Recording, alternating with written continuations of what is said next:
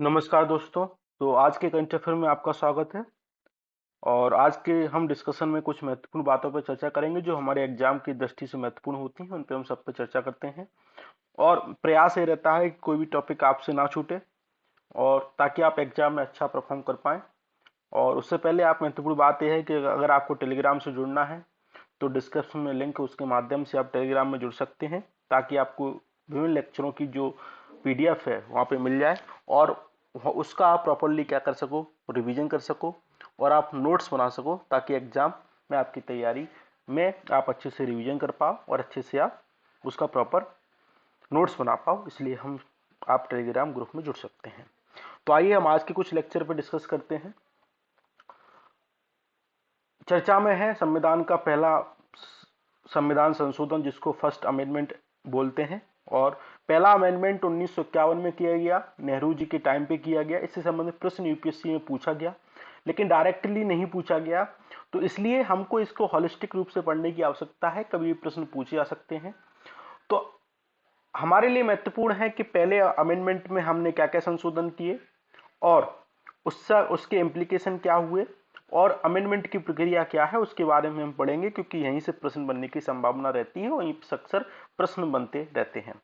ठीक है। तो पहले अमेंडमेंट के द्वारा पहला संशोधन ये किया गया कि आर्टिकल 19 के तहत आपको मिलता है क्या, आपको फ्री स्पीच, आपको कहीं भी उनकी अभिव्यक्ति व्यक्त करने की स्वतंत्रता मिलती है आर्टिकल 19 के तहत, जो कि हमारा फंडामेंटल राइट है, मौलिक अधिकार है। इसमें कुछ अब लेकिन कोई भी जो मौलिक अधिकार है, हमारे जो संविधान के मौलिक अधिकार हैं वो निरपेक्ष नहीं है। निरपेक्ष मतलब उनमें एब्सोल्यूट नहीं है, मतलब कि पूर्ण रूप से आपको स्वतंत्रता नहीं है, लेकिन राज्य क्या कर सकता है, उनमें इंटरेस्ट कुछ होते हैं जिसके आधार पर क्या कर सकता है, आपकी स्वतंत्रता को बाधित कर सकता है। उसमें युक्ति युक्ति प्रतिबंध लगा सकता है, मतलब कि रीजनेबल रिस्ट्रिक्शन उस आपके ऊपर लगा सकता है। आप अपने संपूर्ण मौलिक अधिकारों का प्रयोग है वो स्वतंत्र रूप से नहीं कर पाएंगे। तो आर्टिकल 19 के तहत कहा गया कि सॉवरेनिटी इंटीग्रिटी ऑफ इंडिया, मन की संप्रभुता और राष्ट्र की एकता अखंडता के नाम पर, राज्य की सुरक्षिता मतलब की सुरक्षा के नाम पर राज्य क्या कर सकता है, आपकी अभिव्यक्ति की स्वतंत्रता में रिस्ट्रिक्शन लगा सकता है। तो पहला यह संशोधन किया गया, तो आप इसको याद रखिएगा। दूसरा आर्टिकल 15 में संशोधन किया गया और कहा गया कि राज्य क्या कर सकता है, कुछ सीटों को रिजर्व कर सकता है। कहाँ कि शैक्षणिक संस्थाएं हैं, जो शैक्षिक संस्थाएं हैं उनकी उनमें शेड्यूल कास्ट और ट्राइब के लिए कुछ सीटों को रिजर्व कर सकता है। तो आर्टिकल 15 में संशोधन किया गया। सबसे महत्वपूर्ण आर्टिकल 31A में संशोधन किया गया। इनने कहा कि अगर हम किसी लॉ को शेड्यूल 9 में डाल देते हैं, और इसको इसी संशोधन के तहत इसको इंट्रोड्यूस किया गया और कहा गया कि हम किसी लॉ को इसमें डाल देते हैं तो जो सुप्रीम कोर्ट है, जो न्यायपालिका है, उसका पुनर्निरीक्षण नहीं करेगी, जुडिशियल रिव्यू उसको नहीं करेगी। तो ऐसा क्यों हुआ? क्योंकि हम ताजा ताजा आजाद देश से हमारे हमारे देश में असमानताएं थी, हमारे देश में बहुत सारी गरीबी थी, हमारे देश में भुखमरी थी।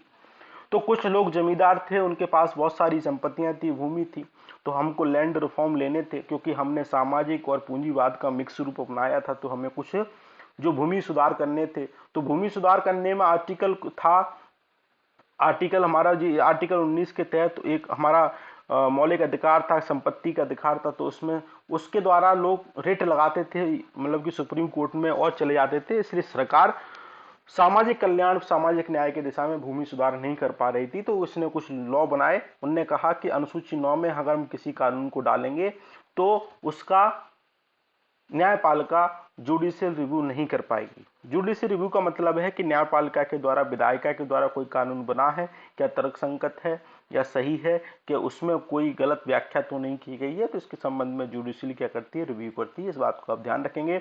और आर्टिकल 31A के तहत इसको इंट्रोड्यूस किया गया 9th शेड्यूल को, जैसा आप देख पा रहे हैं।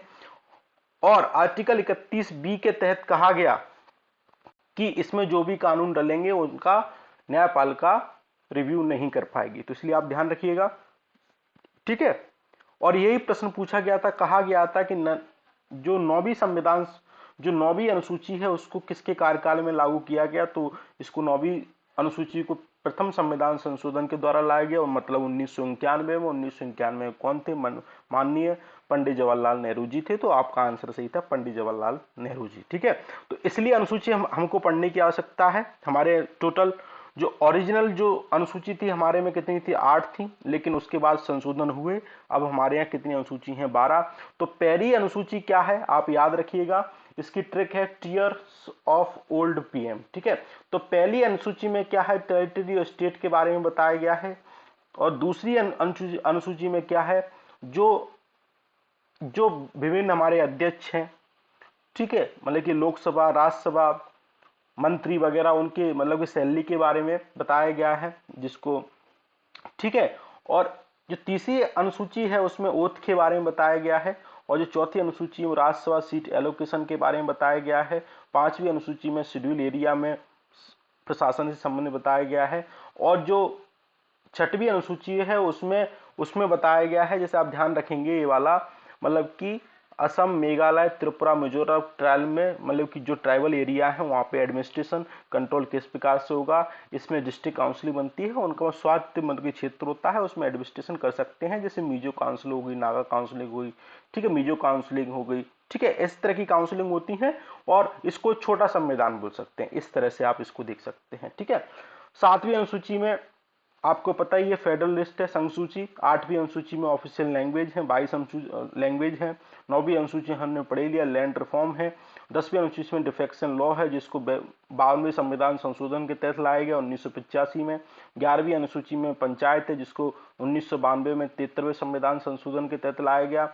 और 12वीं अनुसूची में 1993 में 74वें संविधान संशोधन लाएगा, जिसमें स्थानीय जो म्युनिसिपलिटीज हैं उनके प्रशासन के संबंध में बात की गई। इसको 74वें संविधान संशोधन के तहत लाया गया। ठीक है, तो इस बात को आप ध्यान रखेंगे, आपके लिए महत्वपूर्ण है। तो अब हम जान लेते हैं कि संविधान संशोधन की प्रक्रिया क्या है, किस अनुच्छेद में दी गई है। तो आर्टिकल 368 में कहा गया है कि कॉन्स्टिट्यूशन का कोई पार्ट का अगर हमें अमेंडमेंट करना है, फंडामेंटल राइट का अमेंडमेंट करना है, तो उसमें बेसिक स्ट्रक्चर का उल्लंघन नहीं होना चाहिए। आप 368 के तहत संविधान का क्या कर सकते हैं? संशोधन कर सकते हैं। ठीक है, इस बात को ध्यान रखेंगे। तो बेसिक स्ट्रक्चर के बारे में भी हमको पता होना चाहिए। एक्चुअली बेसिक स्ट्रक्चर क्या है? केशवानंद भारती बाद में, जैसा आप यहां देख सकते हैं, 1973 में लाया गया, और जिसमें 13 जजों की बेंच थी। वो कहा गया कि संसद या फिर जो विधायिका किसी भी संविधान के किसी भी ऐसे पार्ट का संशोधन नहीं कर सकती जो बेसिक स्ट्रक्चर का पार्ट है। ठीक है, जैसे न्यायपालिका की स्वतंत्रता उनने घोषित किया कि बेसिक स्ट्रक्चर है। जैसे उनने कहा पंथ निरपेक्ष हमारा जो भारत देश है वो बेसिक स्ट्रक्चर है। उनने कहा कि निर्वाचन का स्वतंत्र रूप से संचालन, ये भी बेसिक स्ट्रक्चर है। उनने कहा कि एकता अखंडता सुनिश्चित करना, ये भी बेसिक स्ट्रक्चर है। सामाजिक न्याय स्थापित करना, ये भी बेसिक स्ट्रक्चर है। लोक कल्याणकारी राज्य स्थापित करना, ये भी बेसिक स्ट्रक्चर का पार्ट है। तो इनको वो विधायिका संशोधन इसमें नहीं कर सकती। तो आप इस बात को ध्यान रखेंगे। ठीक है, तो आर्टिकल 368 का संविधान का ये कहता है, इसमें दो तरह के आप संशोधन कर सकते हैं। पहला स्पेशल मेजोरिटी ऑफ पार्लियामेंट, इसको हम समझेंगे। दूसरा स्पेशल मेजोरिटी तो होगी पार्लियामेंट की, लेकिन इसके साथ साथ आधे जो राज्यों के द्वारा इसको रेक्टिफाई भी कर देना चाहिए, तभी इसके तहत क्या होगा? संवैधानिक संशोधन माना जाएगा। तो आपसे पूछा जाएगा संविधान में कितने प्रकार के संशोधनों का उल्लेख है आर्टिकल 368 में? तो 2 प्रकार के, ये आप देख सकते हैं, 2 प्रकार के संविधान संशोधन का उल्लेख है। संविधान संशोधन की प्रक्रिया हमने साउथ अफ्रीका से ली, हमने उधार ली, हमारा संविधान उधारी है, इस बात को समझ सकते हैं, लेकिन उसको हमने अपने अकॉर्डिंग उसको ढाला। ठीक है, अपनी अपनी सामाजिक, राजनीतिक, आर्थिक परिस्थिति के अनुसार उसमें चेंजेस करके हमने उसको अपनाया। ठीक है, इस बात को ध्यान रखेंगे। ठीक है, इस बात को, एक और बात को आप ध्यान रखना कि कोई भी संविधान संशोधन है उसे या तो मिनिस्टर ला सकता है या कोई प्राइवेट मेंबर ला सकता है। तो आपके लिए, और इसमें प्रेसिडेंट की पूर्व अनुमति की आवश्यकता नहीं होती, आपको ध्यान रखना होगा। प्राइवेट मेंबर का मतलब ये होता है कि कोई भी ऐसा संसद का सदस्य जो मंत्री नहीं है वो प्राइवेट मेंबर कहलाता है, और जो मंत्री है वो क्या कहलाता है? सरकारी मेंबर कहलाता है। इस बात को आप ध्यान रखेंगे, आपके लिए महत्वपूर्ण है, यहां से भी प्रश्न बन सकता है। ठीक है, अब हम बात कर लेते हैं हमारे संविधान में दो तरह की, जो आर्टिकल 368 है उसमें दो तरह के संवैधानिक संशोधन का वर्णन है, वो ये है स्पेशल मेजोरिटी और special majority of parliament and consent of state, जिसको बोलते हैं कितना 1/2 राज्य इसको कंसेंट कर देना चाहिए। जैसे हमने संशोधन 103 में किया जीएसटी के संदर्भ में, तो इसमें आधे राज्यों ने सहमति दे दी, इसलिए इसको इस प्रक्रिया के तहत संशोधन किया गया, हमने जीएसटी को लाया गया। ठीक है, इस पे सिंपल मेजोरिटी का मतलब है कि मोर देन 50% व्यक्ति के द्वारा प्रेजेंट होना चाहिए और वोटिंग होनी चाहिए, तो इसको सिंपल मेजोरिटी बोलते हैं। स्पेशल मेजोरिटी का मतलब है कि जो प्रेजेंट मेंबर हैं उसकी जो 2/3 जो मेंबर हैं प्रेजेंट होने चाहिए, वोटिंग होना चाहिए और 50% से अधिक जो स्ट्रेंथ है उसकी उसका सपोर्ट होना चाहिए। इस बात को ध्यान रखेंगे। इसमें ये बात तो शामिल होगी, लेकिन इसके अलावा आधे राज्य अपनी कंसेंट दे दें तब ये प्रक्रिया पूरी होगी। और राज्यों को इसके बारे में कि आप कितने दिनों में कंसेंट देंगे, इसके बारे में कोई टाइम लिमिट नहीं है। तो राज्य अपनी मर्जी, जो अपोजिशन राज्य है से मतलब मान लो केंद्र में अलग सरकार है, किसी स्टेट में अलग सरकार है, तो लंबी टाइम तक वो डाले रहेगा, अपनी कंसेंट देगा ही नहीं। तो इसमें सुधार करने की क्या है, आवश्यकता है। ठीक है, अब स्पेशल मेजोरिटी हमने पढ़ी ली, तो आप इसको देख सकते हैं। एब्सोल्यूट मेजोरिटी का मतलब है, एक बार आप इसको पॉज करके पढ़ लेना, बस हमने पढ़ लिया है। एब्सोल्यूट मेजोरिटी का मतलब है कि इसमें 50% से अधिक टोटल स्ट्रेंथ का इसमें सपोर्ट होना चाहिए, वोट होना चाहिए, तो इसको एब्सोल्यूट मेजोरिटी बोलते हैं। इफेक्टिव मेजोरिटी का मतलब है कि more than 50% strength of house के द्वारा उसमें सपोर्ट होना चाहिए, तो उसको क्या बोलेंगे, इफेक्टिव मेजोरिटी बोलेंगे। ठीक है, अब सिंपल मेजोरिटी से किस किस प्रावधान का संशोधन किया जा सकता है, इस बात को आप ध्यान रखेंगे। इसमें एडमिशन, एस्टेब्लिशमेंट और फॉर्मेशन, न्यू स्टेट, अल्टरनेटिव जो एरिया है, जो बाउंड्रीज है नेम एग्जिस्टिंग स्टेट, उसको संशोधन किया जाता है। लेजिस्लेटिव काउंसिल को अगर आपको एवोल्यूशन करना है, क्रिएशन करना है, तो इसके द्वारा किया जा सकता है। सेकंड शेड्यूल में अगर आपको प्रोविजन चेंज करना है तो इसके द्वारा किया जाता है। पार्लियामेंट का कोरम परिवर्तित करना है तो इसके द्वारा संशोधन होगा। सैलरी अलाउंस पार्लियामेंट के इसी के द्वारा होंगे और रूल्स प्रोसीजर इसी के द्वारा होंगे। प्रिविलेज ऑफ पार्लियामेंट और मेंबर ऑफ इट्स कमेटी इसी के द्वारा होंगे। इंग्लिश लैंग्वेज का use simple majority. Number of जो जजों की संख्या है अभी 34 हो गई है, तो इसी के द्वारा संशोधन हुआ। ठीक है, सुप्रीम कोर्ट के पावर को अगर बढ़ाना है तो इसी के द्वारा होगा। यूज ऑफ ऑफिशियल लैंग्वेज को करना है तो सिंपल मेजोरिटी। सिटीजन में संशोधन करना है तो इसमें majority. Election to parliament state legislature में तो इसी के द्वारा। डिलिमिटेशन जो कंस्टिट्यूट करना है इसी के द्वारा। Union territory 5th 6th schedule में फंडामेंटल। अब देखो स्पेशल मेजोरिटी के द्वारा होगा फंडामेंटल राइट में, डीएसपी में, ऑल अदर प्रोविजन जो इसमें शामिल नहीं होते वो स्पेशल मेजोरिटी में। और जो आधे राज्यों की कंसर्न होगी इसमें संघीय ढांचा में अगर आप परिवर्तन करना चाहते हैं तो इसके द्वारा संशोधन हो जाएगा। जैसे जीएसटी में जो हमने क्या किया, राज्यों को कर लगाने की शक्ति हमने जीएसटी काउंसिल को दे दी, तो उसमें क्या हो रहा था, संघीय ढांचे में परिवर्तन हो रहा था, तो इसके द्वारा संशोधन हुआ। सुप्रीम कोर्ट हाई कोर्ट की पावर को अगर करना है तो इसके द्वारा होगा। ठीक है, और कोई 7th शेड्यूल से संबंधित बात है तो इसमें संशोधन होगा। अगर पार्लियामेंट में स्टेट का रिप्रेजेंटेशन संबंधी संशोधन करना है तो आधे राज्यों की सहमति आवश्यक है। ठीक है, और संविधान संशोधन की प्रक्रिया में अगर आपको संशोधन करना है तो आधे राज्यों की सहमति आवश्यक है। तो आप केवल एक बात याद रखेंगे कि स्पेशल मेजोरिटी और कंसेंट ऑफ स्टेट तभी आएगा जब कोई संघीय ढांचे में हम परिवर्तन करना चाह रहे हैं, तभी इसमें संशोधन होगा। ठीक है, इस बात को ध्यान रखेंगे। अब कुछ हालिया संशोधन है वो चर्चा में रहते हैं, आपसे एग्जाम में पूछा जा सकता है।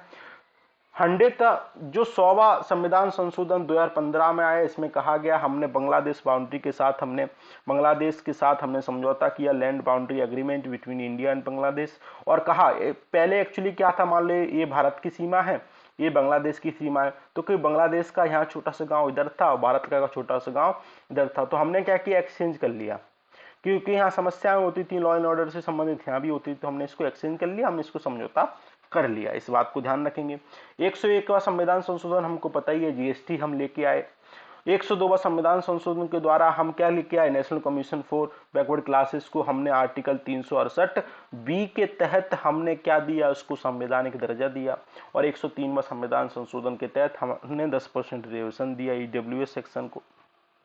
104वें संविधान संशोधन के द्वारा हमने SC ST लोकसभा और स्टेट असेंबली में हमने जो आरक्षण था उसको बढ़ाया, और इसी के तहत हमने कहा कि जो एंग्लो इंडियन समुदाय को जो रिप्रेजेंटेशन मिलता है वो अब हम क्या कर रहे हैं, खत्म कर रहे हैं। तो अब इस संशोधन के बाद एंग्लो इंडियन समुदाय को हमारे यहाँ क्या नहीं है, जो एक एक सीट होती थी वो खत्म कर दी गई है। इस बात को आप ध्यान रखेंगे, ठीक है।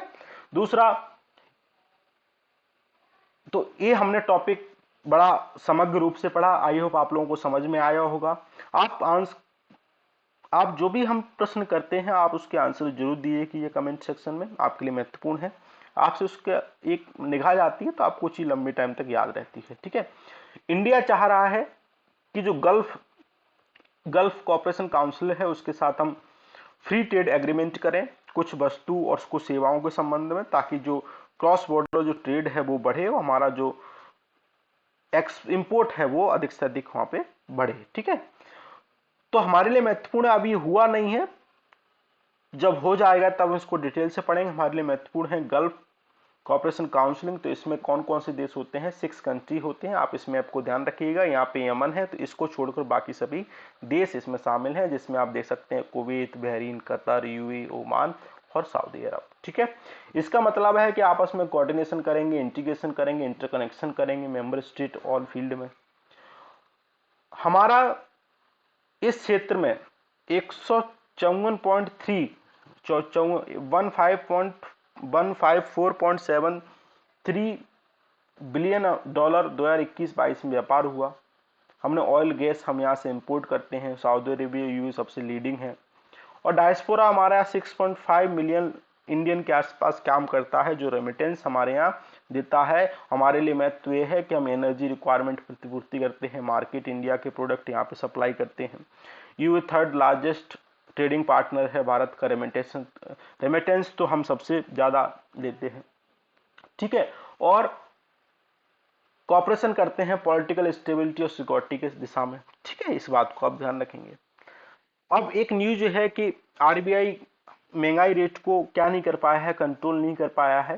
तो इस महंगाई रेट को कंट्रोल करने के लिए सरकार ने क्या किया, आरबीआई एक्ट 1934 में संशोधन किया और कहा कि इसके लिए हम मॉनेटरी पॉलिसी कमेटी को एस्टेब्लिश करेंगे, जो क्या करेगी, इसका मेन उद्देश्य ये रहेगा कि 4+-2 इन्फ्लेशन को रखेगी। 4+-2 का मतलब है कि मिनिमम 2 होनी चाहिए, मैक्सिमम कितनी होनी चाहिए, 6 होना चाहिए। तो इसके बीच में होनी चाहिए। अगर ये इस बैंड को कंट्रोल नहीं कर पाते हैं तो सरकार को, आरबीआई को जवाब देना पड़ता है, ठीक है। तो इसलिए अब सितंबर में आपने देखा महंगाई कितनी हो गई, 7.14% के आसपास। तो 6 की जो बैंड से क्रॉस कर गई। तो अब इनको जवाब देना पड़ेगा और ये जल्दी से जवाब देंगे और ये कहेंगे कि बताएंगे कि रीजन क्या थे फेल होने के, आप इन्फ्लेशन टारगेट को क्यों नहीं अचीव कर पाए, और रेमेडियल आपने क्या लिए, आप एस्टिमेट पीरियड में रेमेडियल क्या लेना चाहते हैं, ताकि ये जल्दी से जल्दी महंगाई क्या हो, कम हो। इन सब मुद्दों पे क्या होगी, चर्चा होगी आरबीआई की सरकार के साथ, ठीक है। इस बात को ध्यान रखेंगे। अब मॉनेटरी पॉलिसी कमेटी में एक्चुअली होता क्या है, 6 मेंबर होते हैं, जिसमें 6 मेंबर होते हैं, 3 आरबीआई के होते हैं, 3 सरकार नॉमिनेट करती है। 3 में से एक आरबीआई के गवर्नर होते हैं जो इसके अध्यक्ष होते हैं, बाकी 2 डिप्टी गवर्नर के रूप में कार्य करते हैं। 3 सरकार के द्वारा नॉमिनेट किया जाता है और ये 2 महीने में एक बार क्या करते हैं, मीटिंग करते हैं और हमारा जो डेटा है वो आपके सामने रखते हैं, ठीक है। तो हमारे लिए ये महत्वपूर्ण है कि इसका कंपोजिशन क्या है। तो 3 ईच मेंबर हमने पढ़ लिया, एवरी 2 मंथ में मीटिंग करते हैं, ये भी पढ़ लिया। अब मॉनेटरी पॉलिसी क्या करती है, पॉलिसी जो रेपो रेट होता है, रेपो रेट को आपको पता ही होगा, अच्छा कमेंट करके बताना रेपो रेट क्या होता है, नहीं पता होगा तो हम आपको जरूर बताएंगे, चलो बता देते हैं। रेपो रेट का मतलब होता है कि कोई भी, मतलब कि बैंक आरबीआई से किस रेट पे, मतलब कि कोई बैंक ये चाहता है कि आरबीआई से हम पैसे ले लें, इस पैसे के बदले आरबीआई को क्या इंटरेस्ट रेट देना पड़ेगा, तो इसको रेपो रेट बोलते हैं। रिवर्स रेपो क्या हो जाता है, उल्टा, बैंक क्या करते हैं, आरबीआई के पास कुछ रख देते हैं और आरबीआई क्या देता है, इनको इंटरेस्ट देता है, ठीक है। इस बात को ध्यान रखेंगे। तो आपने हमेशा देखा होगा रिवर्स रेपो रेट से कम होता है, कि कुछ में मार्जिन रहता है कुछ, ठीक है।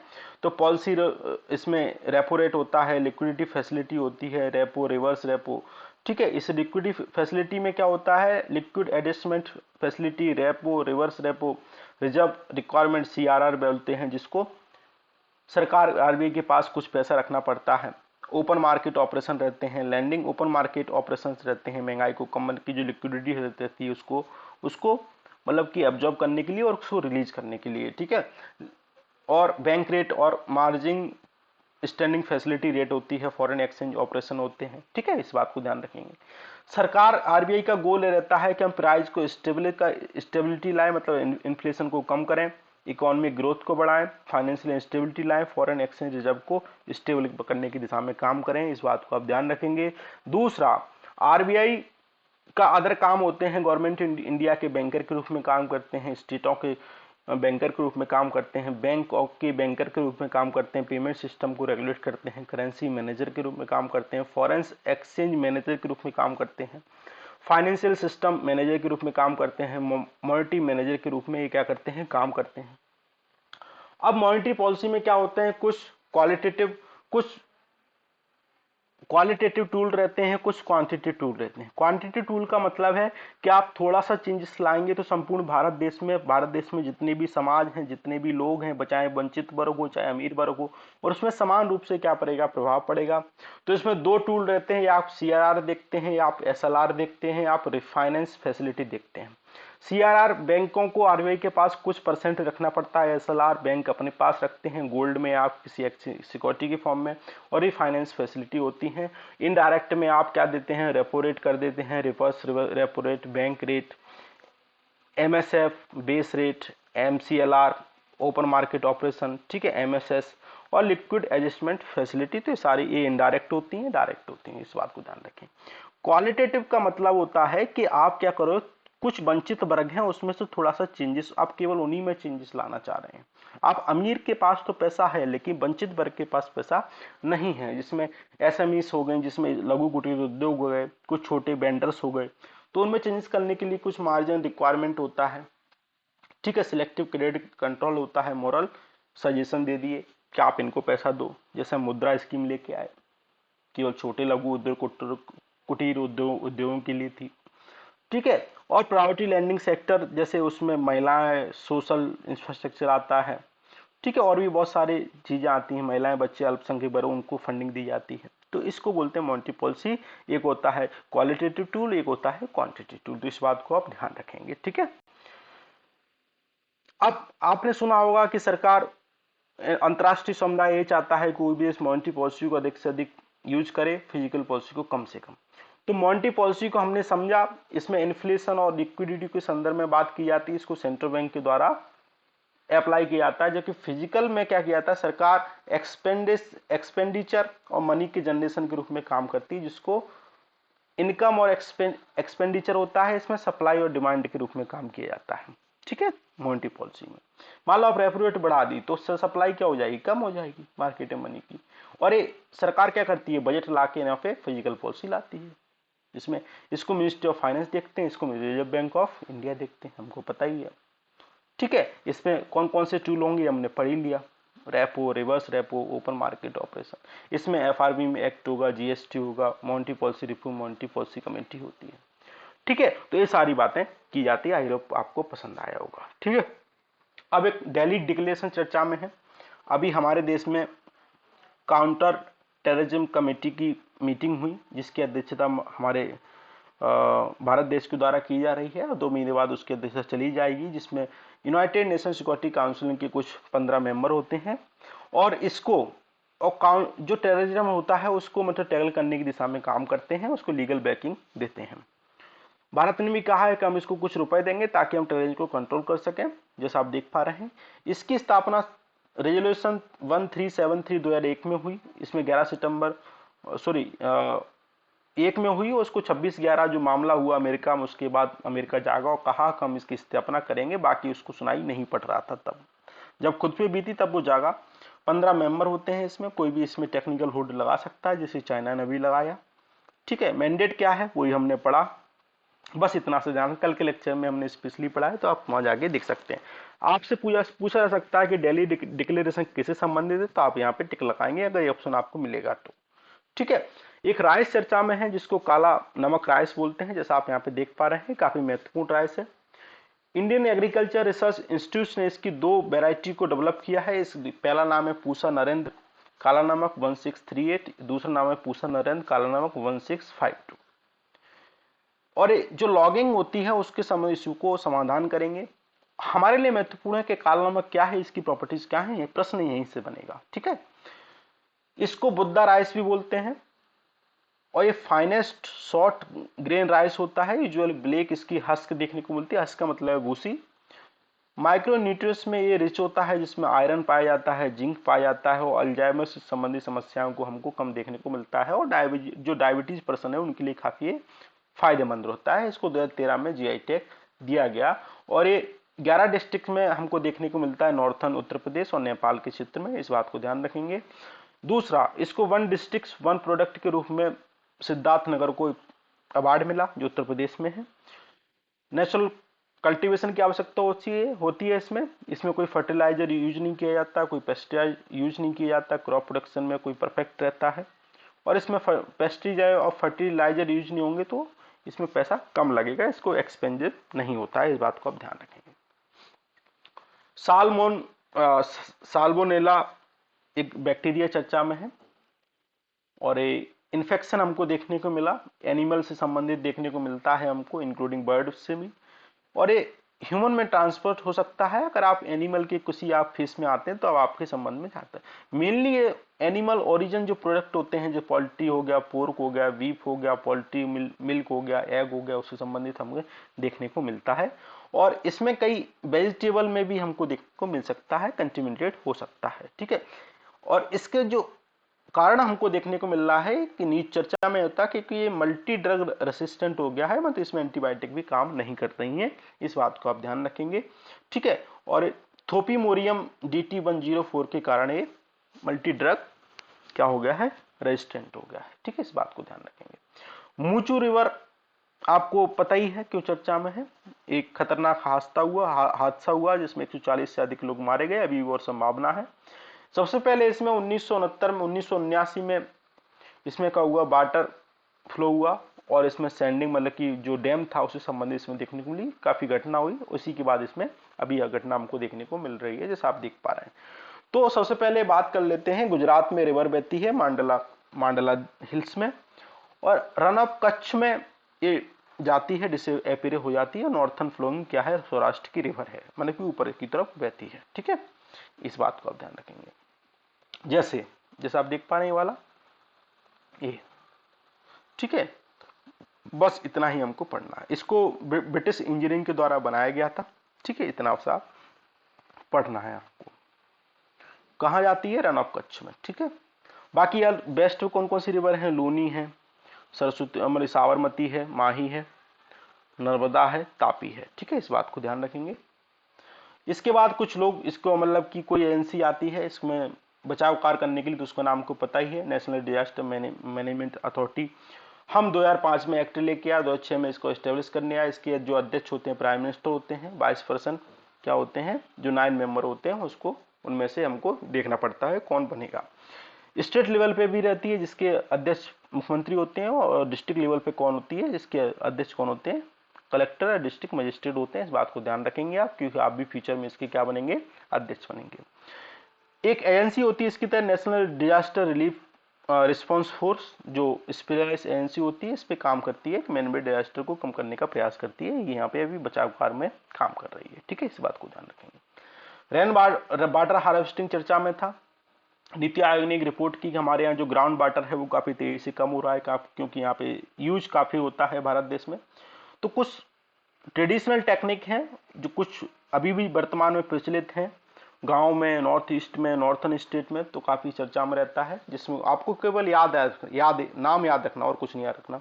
कुल्स, टंका सिस्टम, ब्रदास, मडका, गार्डन, ठीक है, bamboo, drip irrigation tank, Karnataka, zing tank, step बॉल, वॉरिस वेल्स, अपतानी और पेयर्स। ठीक है, इस बात को ध्यान रखेंगे। आपको याद ही रखना किस स्टेट में, बस ये नाम देखो, इससे पूछा जाएगा ये क्या है, तो आप बताऊंगा हार्वेस्टिंग सिस्टम में परंपरागत रूप से। ठीक है, चलो। छठ पूजा आपको पता ही चर्चा में है, 4 दिन का त्योहार है, हिंदू वैदिक फेस्टिवल है। इसका आपको जो उल्लेख है आपको एपिक रामायण महाभारत में देखने को मिलेगा। ठीक है, और हमारा जो सूर्य हैं और षष्ठी देवी है उनके रूप में की जाती है, और इसका मेन उद्देश्य रहता है कि हम लाइफ है हमारी जो अर्थ है वो खुश रहें, हम लोग वुमन खुश रहें, उनके बच्चे खुश रहें और उनकी फैमिली क्या है खुश रहे, इसलिए इसको उपयोग किया जाता है। बस इतना आपको ध्यान रखना है। ठीक है, पसमपुर पसमपुर माथुराम लिंगा थेवर चर्चा में थे क्योंकि प्रधानमंत्री जी ने इनको ट्रिब्यूट किया। तमिलनाडु से संबंधित हैं, 1908 में इनका जन्म हुआ। ठीक है, और माकुलुथुर कम्युनिटी से थे। इनने हिंदू जो ट्रेडिशन है उसको मतलब कि उसको एक्सेप्ट नहीं किया क्योंकि इसमें वर्णा शर्मा से संबंधित थे, क्योंकि ये जो हिंदू ट्रेडिशनल है रिलीजन है उसमें कुछ बुराइयां थी, जैसे आपको पता है मंदिर में कुछ जाने नहीं दिया जाता था उन दिनों में। ठीक है, और ये फुल टाइम कांग्रेस के मेंबर हुए। नेताजी से इनका लगाव रहा। 3 टाइम इनका इलेक्शन हुआ, कहाँ पे, ऑल इंडिया फॉरवर्ड ब्लॉक में। और इनने जो टेम्पल एंट्री मूवमेंट था उसमें क्या किया, दक्षिण में इनने सहयोग किया। इस बात को बस अब ध्यान रखेंगे, किस राज्य से हैं, तमिलनाडु से हैं, किस दिशा में कार्य किया, तो आप बताएंगे टेम्पल एंट्री मूवमेंट की दिशा में ने काम किया। नेताजी के करीबी थे, कांग्रेस के भी अध्यक्ष रहे। ठीक है, चलो। डॉल्फिन गंगा में उत्तर प्रदेश में पुनः रिटर्न हुई क्योंकि वाटर क्वालिटी वहाँ की जो नमामि गंगे प्रोग्राम है 2014 में प्रधानमंत्री की जरा लॉन्च किया गया, इंप्रूव हुई, तो उसकी वजह से क्या हुआ है, डॉल्फिन रिटर्न हुई है। ठीक है, तो हमारे लिए महत्वपूर्ण है गंगेटिक डॉल्फिन। तो इनका जो Indian wild life protection act 1972 है, शेड्यूल 1 में है, साइट के अपेंडिक्स 1 में है, और CMS जो कन्वेंशन मांगेटी स्पीसीज है उसके अपेंडिक्स 2 में है। इसको बॉन कन्वेंशन भी बोलते हैं। IUCN में इसका इंडेंजर स्टेटस है, और भारत सरकार का प्रोग्राम है डेवलपमेंट वाइल्ड लाइफ हैबिटेट, उनकी 22 स्पीसीज में भी शामिल है। इस बात को ध्यान रखेंगे। ये केवल हमको फ्रेश वाटर में देखने को मिलती हैं। गंगेटिक रिवर डॉल्फिन ब्लाइंड रहती हैं और अपना रास्ता एक अल्ट्रासोनोग्राफिक साउंड वेव की निकालते हैं, उसके द्वारा अपना रास्ता क्या करती हैं, तय करती हैं। ठीक है, आसाम, उत्तर प्रदेश, मध्य प्रदेश, राजस्थान, बिहार, झारखंड, वेस्ट बंगाल में देखने को मिलती है। गंगा, ब्रह्मपुत्र, मेघना और कर्णाफुली, सुंगू रिवर, और नेपाल में हमको नेपाल, इंडिया, बांग्लादेश में देखने को मिलती है। 80% पॉपुलेशन हमको इंडियन सब कॉन्टिनेंट में देखने को मिलती है। ठीक है, अब कुछ रिवर्स डॉल्फिन है, जिसकी अमेजन है, फ्रांसिका है, यंगस्थी है, इस बात को ध्यान रखेंगे। गंगा रिवर डॉल्फिन और इंडस रिवर डॉल्फिन है। और कुछ ऐसी नॉट रिवर डॉल्फिन लेकिन फ्रेश वाटर में हमको देखने को मिलती है, जैसे ऑस्ट्रेलियन सनबुफिन डॉल्फिन और टॉक्सिकी, इरावडी डॉल्फिन और फिनलेस पॉरफॉइस। ठीक है, इस बात को ध्यान रखेंगे, नाम केवल याद रखिएगा, आपसे एग्जाम में पूछा जा सकता है क्या है। ठीक है, बोवाइन मेसाइटिस डिसीज चर्चा में है। ये माइकोप्लाज्मा फंगस बैक्टीरिया के द्वारा माइक्रो ऑर्गेनिज्म रहते हैं उसके माध्यम से फैलती है। सिम्टर इन्फ्लेमेशन होता है उधर में, रेड हार्ट मास देखने को मिलता है जैसा आप देख पा रहे हैं। मिल्क ईल्ड बहुत टोटली स्टॉप हो जाती है, बिल्कुल मिल्क नहीं आएगा, और पेन वगैरह होता है, ब्लड क्लॉट आपको देखने को मिल सकता है, स्मेल भी आती है। कोई वैक्सीन का ट्रीटमेंट अभी तक नहीं है। और एक डिसीज तो अब लंपी स्किन के बारे में हमने पढ़ाई है, वो अभी चली रही है, अभी भी उसके बारे में वैक्सीन ट्रायल हो रहे हैं लेकिन डेवलप हो गई है। ठीक है, रिसर्चर ने कहा है कि हम कर्कोमिन कंपोनेंट को डेवलप करेंगे, येलो पिगमेंट है और इसको काफी जो इम्यून है उसको बूस्ट करने में मदद करेगा। बस इतना सा आपके लिए महत्वपूर्ण है। ठीक है, टर्मरिक है, मतलब कि जो हल्दी जैसा है, जिसे आप देख सकते हैं। इम्यू मतलब कि जो एनिमल है उनका जो इम्यून सिस्टम उनको बूस्ट करेगा, जो ये वाली जो डिसीज है उसको कम करने में मदद करेगा। ठीक है, सरदार पटेल जी चर्चा में थे, आपको पता ही है, आयरन मैन उनको बोलते हैं, आयरन मैन बोलते हैं, हाँ, आयरन मैन ऑफ इंडिया बोलते हैं। ठीक है, इस बात को ध्यान रखेंगे। पहले डिप्टी प्राइम मिनिस्टर और होम मिनिस्टर रहे। खेड़ा सत्याग्रह 1918 में, बरदौली सत्याग्रह 1928 में, और बरदौली में इनको सरदार की उपाधि महिलाओं के द्वारा दी गई। कमेंट करके आप हमको ये बताएंगे खेड़ा सत्याग्रह में क्या मुद्दा था, क्यों हुआ, और बरदौली सत्याग्रह क्यों हुआ। ठीक है, बाकी मैं तो बता ही दूंगा आपको। इंडियन नेशनल कांग्रेस के 49 क्या बने, अध्यक्ष बने। 1934 और 37 में क्विट इंडिया मूवमेंट इनने चलाया। ठीक है, और इनने सिविल सर्वेंट जिसकी आप तैयारी कर रहे हैं उसके कौन है, जनक हैं, इस बात को ध्यान सकते हैं। भारतीयकरण किया इनने। ठीक है, और कुछ संवैधानिक जो सभा थी, उसमें एडवाइजरी कमेटी फंडामेंटल राइट के अध्यक्ष थे, कमेटी ऑन माइनॉरिटी के अध्यक्ष थे, ट्राइबल एक्सक्लूड एरिया और प्रोविंशियल जो कॉन्स्टिट्यूशन थे उसके भी क्या थे, अध्यक्ष थे। इस बात को ध्यान रखेंगे। सरकार ने 2014 में नेशनल यूनिटी डे के रूप में मनाने की घोषणा की। ठीक है, इंडिया क्या कह गया, सेकंड वर्ल्ड लार्जेस्ट, मतलब कि सेकंड लार्जेस्ट क्या बन गया, स्टील इंडस्ट्री के रूप में उभरा है। ठीक है, चैप्टर चाइना के बाद से पहले कौन था, जापान था, लेकिन अब जापान को छोड़कर हम कौन हुए, सेकंड हो गए। ठीक है, बस इतना आपको ध्यान रखना और कुछ नहीं पढ़ना। जैसे सबसे ज्यादा आपको देखने को मिलेगा उड़ीसा में, फिर आपको झारखंड में, फिर इसके बाद आपको इधर छत्तीसगढ़ में। ठीक है, इतना सा आप ध्यान रखेंगे, उड़ीसा और झारखंड याद रखिएगा। Global climate observing system conference चर्चा में थी, अभी होस्ट हुई, इसको 1992 में स्टेब्लिश हुई। इसको सेकंड वर्ल्ड क्लाइमेट कॉन्फ्रेंस के द्वारा इसको ओरिजिन हुआ।